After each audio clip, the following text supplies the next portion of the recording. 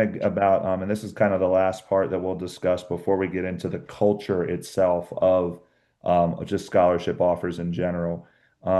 Who's being prioritized for this right now? Now, obviously, like we can go to the portal, like that's kind of an obvious number one, but can you kind of rank what you think who is being prioritized to earn scholarship offers? Yeah, I would say in regards to the high school level, you see kids at all levels are being prioritized, but in different ways. As far as offers are concerned, really kids that are being prioritized early on are just kids that show a lot of promise. Whether that's they're already really talented. You see a lot of. I remember back when Team Loaded 15s got Penn State offers, and they're for their entire team, and Ole Miss offers. None of those kids ended up going to those levels, but that was kind of just the point of now. I think teams are getting a little bit smarter because you have to just to keep your job.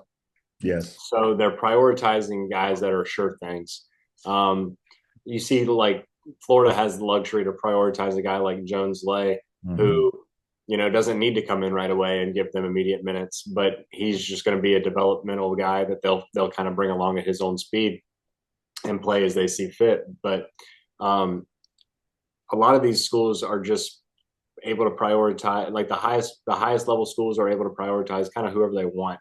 Um, like we were talking about earlier, you don't see Duke and doling out offers that often. I mean, Right. that's kind of something that Kentucky was And they used to. have that luxury.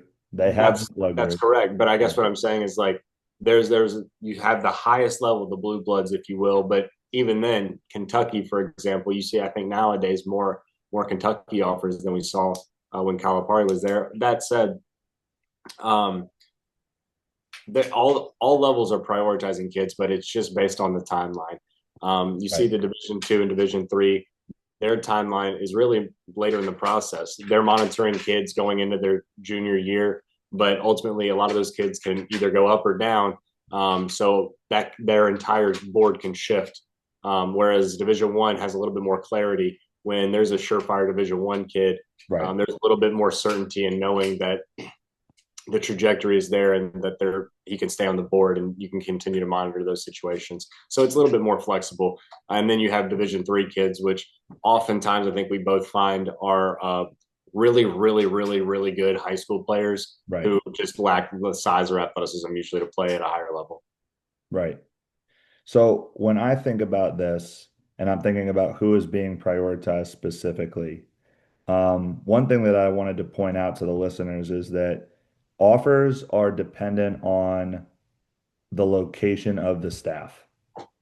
So if a staff offers you a scholarship and they really are impressed by you as a player, that scholarship, when a new staff arrives, if someone has been hired or fired or takes another job, may not still be in place That offer doesn't exist.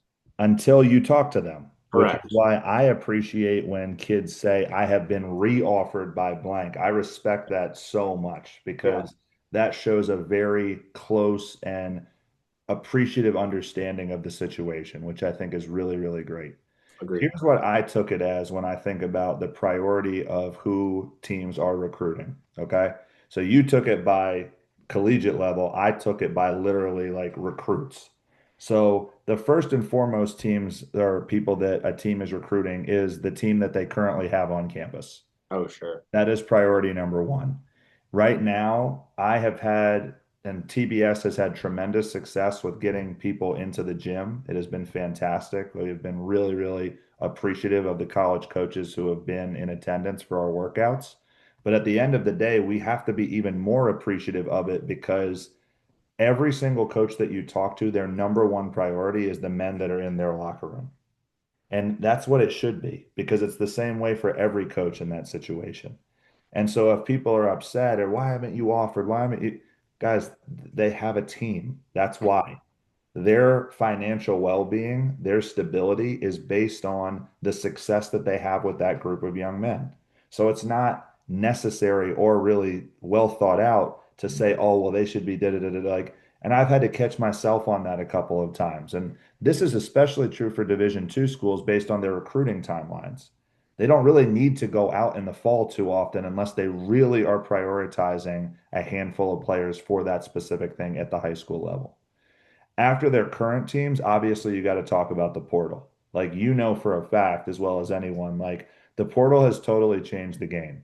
Obviously, bigger, stronger, faster, more experience. There are disastrous scenarios when it comes to the portal, but there are also this idea of like the cream rises to the top. And so you have to see it as such. Like coaches are always going to think about how is this player going to fill in for this situation? And you've seen very famous coaches themselves, like Rick Pitino, literally say, we may never recruit another high school kid ever again because they can't replace the seniors or the juniors that we're losing. Before I share the rest of my kind of breakdown on this, do you have a take on just what the portal has done and how it's impacted anything, either Yeah, positive or negative? sure. No, obviously I think it's negative for high school basketball, high Right, school kids, but right, overall I think it's good for kids to be able to just have the flexibility to go to the levels they really quote unquote belong to or develop into. Um, but I think about it more as like it's kind of free agency now, and every sure. year It is a is, yes. 1 year contract. Right, So it's basically think of all these kids re-entering a free agency pool because the portal is more or less that. Not every kid enters the portal, but it is an opt-in, opt-out clause, if you will. right. It is a player option to get in and out of your contract if you so choose every year for every kid. And yeah, I appreciate how kids have been able to take advantage of it. Yeah, I think so too. And I think that a lot of times now it's really changed the strategy of the way that people recruit. If you're a high major team and you see a mid-major guy who's really going off, that can be, a path to success as opposed to taking a high schooler. If you're a mid-major or a low major Division One team, D2 guys who are going crazy, D3 guys like Toby Harris who handle business where they were. Like all of these guys now are being seen in a capacity that was very, very difficult before. And so Mm-hmm. I think that it actually provides a lot of positivity. Obviously, the negative side is, are you leaving too soon? You're stuck in the portal. You don't have eligibility. You The didn't rich get richer. 100%. The rich get richer, like all of these different types of arguments. But at the end of the day, I think that that's just something that we have to help equip kids to be and their families to be able to navigate better. It just keeps kind of harping to me on this idea of like, go where you wanted, who has a legitimate plan for you, and then the rest will take care of itself. But we'll get into that more in a second. Then the next thing that I have was junior college players. They're older, they've got some collegiate experience under their belt. Obviously, the JUCO grind is one that I greatly respect, and I think that anyone who makes it through that is a huge shout out to them and tremendous success to them. But you're seeing a lot more teams that otherwise would not have been willing to take junior college players now take a chance at them. Recently the Simpkins twins being at Elon and now going off to high major programs is a great example of that. They started at the junior college level before going to Elon and having great success there under Billy Taylor. So I think that that's the next step. And then the next one after that is high school seniors. So at best, high school seniors are fourth on this list. That is not the case as it was 15 years ago. That is not the case when I was going through this process. So again, it gives me a tremendous amount of respect for high school seniors who are earning scholarship offers, who are taking visits, who are experiencing great things. But it gives me even more respect for the ones who are having to battle and scrap and claw their way through the process, similar to what we've talked about with Drew Johnson and others in his shoes, because there's a heck of a lot more Drew Johnsons than there are Cole Clowers. And that's an important understanding for everybody to have throughout this scenario. And then the next one is the early offers, right? Like if you're a junior right now in the class of 2027 and you have any committable scholarship offer, that is a really big freaking deal. So understand that that is still a situation where a lot depends on who and what the staff is and where. But still, to me, that is kind of the order of operations for this. And the reason that I bring that up is to say, like, juniors, please do not rush this. Like, If you feel like you're not being thought of enough, you're probably right. But at the same time, this has to be the order of operations for a college. And your demonstration of understanding the process will only help you get through the process moving forward. This, to me, if anything, when I was doing research on this, says we just need more kids who are committed to the work and less committed to the celebration of offering or getting an offer and posting it on social media. Like those offers for juniors, legitimately, they will not, the majority of them take off until the May AAU period of their junior year and the spring and summer at following that going into their senior year. We've got a lot of time before you're even relevant in this process, guys. So please just continue to have a plan and stay the course. It'll all come together. I do believe that. Do you have any other final points before we get into the negative aspects? No, I'm no, I mean, I think I just have to echo everything you said. Um, it's important to remember these early offers. I know you're saying more of juniors being early, but sophomores, freshmen, understand that is not an offer to commit.